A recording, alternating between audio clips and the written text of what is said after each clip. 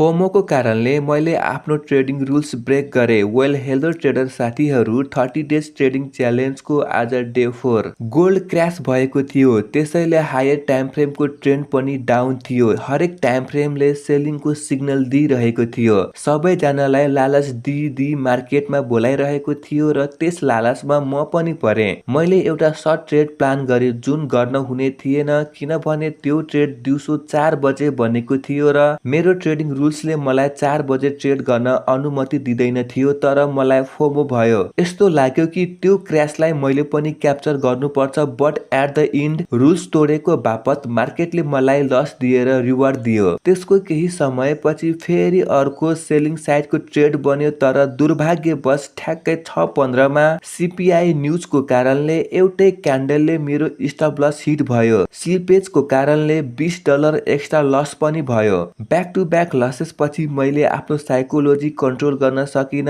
त्यसपछि random trade गरे र 1:7 को रिस्क रिवार्डको लङ साइडको ट्रेड पनि सेट गरे जुन ट्रेन्डको अगेन्स्टमा थियो। त्यसमा नि मेरो स्टप लस हिट भयो। अहिले म -9% ड्र डाउनमा छु। मैले आफ्नो रुल्स ब्रेक गरे अनि मार्केटले मलाई पनिस पनि गर्यो।